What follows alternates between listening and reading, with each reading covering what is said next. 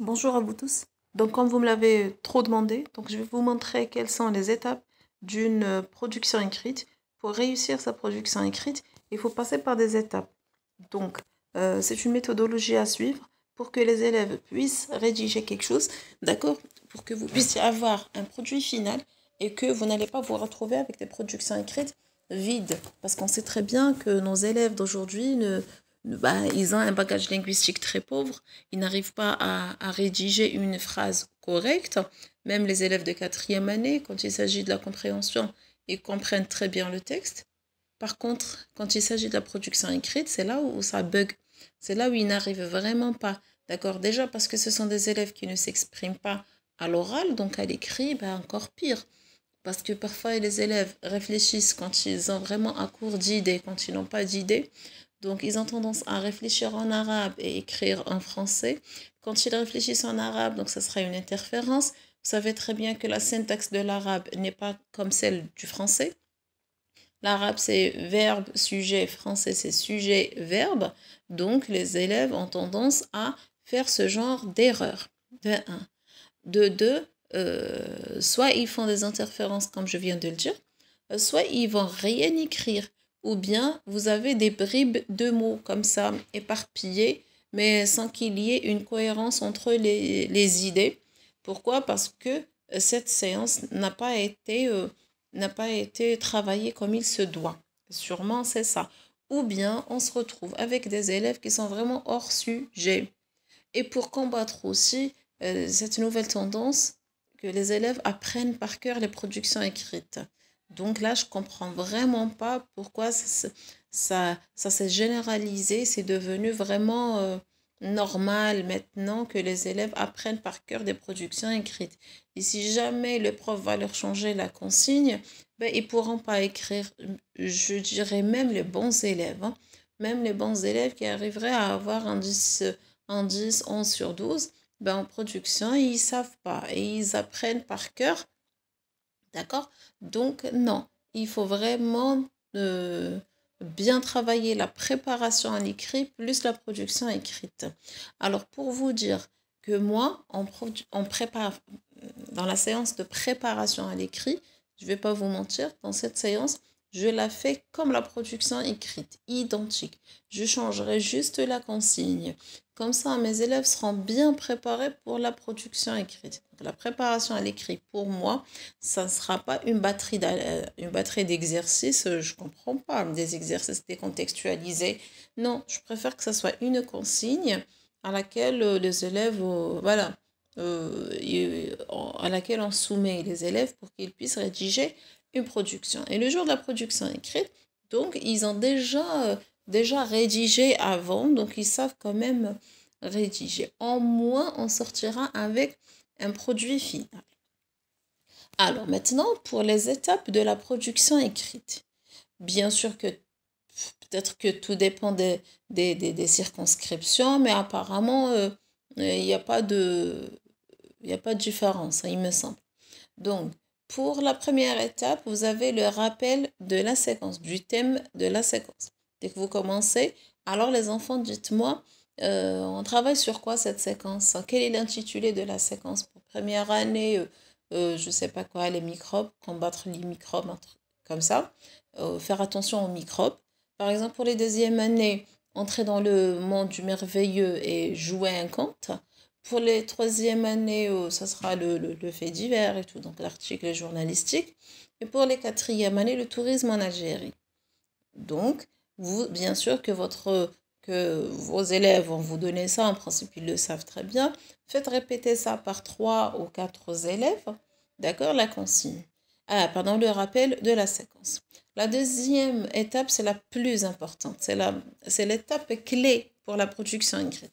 Si vous la réussirez bien, vous trouverez de bonnes productions, Inch'Allah. Donc, la deuxième étape, ça sera la consigne. Écrivez la consigne, c'est à vous de proposer la consigne, ce ne sont pas les élèves. Donc, bien sûr, la consigne, comment la concevoir? Il faut qu'elle soit en adéquation avec le thème de la séquence. Ce n'est pas que moi, je travaille le tourisme en Algérie et ma production parle du patrimoine. Absolument pas. Il faut rester dans le même thème. Déjà parce que les élèves ont un bagage linguistique sur ça. Voilà, par exemple, une consigne pour les premières années, vous pouvez, voilà. Donc, on parle du lavage des mains, mais pas tout le texte, il me semble, parce qu'ils n'ont pas encore vu la deuxième séquence. Donc, je n'ai pas à leur demander d'écrire tout le texte, voilà, sur le lavage des mains. Absolument pas. Donc, je vais leur dire juste, par exemple, lors de la journée de sensibilisation sur le danger des microbes, dire qu'ils rédigent juste l'introduction d'un texte explicatif dans lequel tu parles, tu définis le lavage des mains et tu poses une question. Voilà, parce que ce que j'attends d'un élève de première année, c'est juste de formuler une définition, d'accord? Et puis d'employer, voilà, de terminer sa première partie par une question. C'est tout ce que je peux demander d'un élève de première année, séquence 1. D'accord, donc je n'ai pas à lui demander la deuxième partie alors que lui, il ne l'a pas vu. Il n'a pas vu les connecteurs pour mettre d'abord, ensuite, enfin. Il n'a pas vu la cause et la conséquence pour mettre ça. Donc, je ne peux pas demander à un élève de quelque chose qu'il n'a pas encore vu. Parce que l'élève sera vraiment déstabilisé. Puis pour les deuxièmes années, pareil. Par exemple, tu as lu beaucoup de contes en classe, par exemple, dans je ne sais pas, ton établissement organise un concours pour le meilleur conte. Point, tu veux y participer, rédige l'introduction d'un conte de ton choix. Donc l'élève ne va rédiger que la première partie, que la situation initiale, un titre, formule d'ouverture, personnage, une petite description d'un personnage, le lieu, et voilà, que fait ce personnage, ou qu'est-ce qu'il, voilà, tout simplement où il vit, et qu'est-ce qu'il a, quoi, sans plus, sans plus.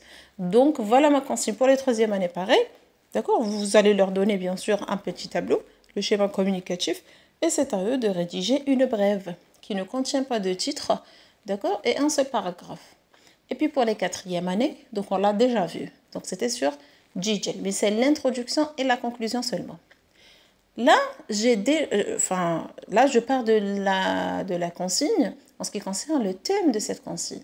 Après, quand vous l'écrivez au tableau, n'allez pas écrire la consigne et vous dites aux élèves, allez au travail. Ben non, il faut leur dire qu'est-ce qu'on attend d'eux, en fait. Souligner les mots-clés de cette consigne. Par exemple, texte explicatif, les enfants. Explicatif, tu ne vas pas raconter ta vie, ce n'est pas un texte narratif, c'est explicatif. Donc, ta première partie doit se terminer par quoi? Par une question. Qu'est-ce que tu dois employer? Donc, j'ai demandé juste une définition. Qu'est-ce qu'on attend de toi? Juste une définition. Tu ne vas pas écrire tout le texte. Définition de quoi? Entourer le lavage des mains. Les enfants, je ne veux pas de brossage des dents, ni une douche, ni lavage des pieds. C'est juste le lavage des mains.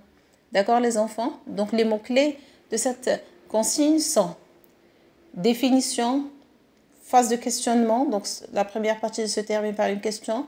Vous avez le type explicatif et voilà. Pour les deuxième année, pareil.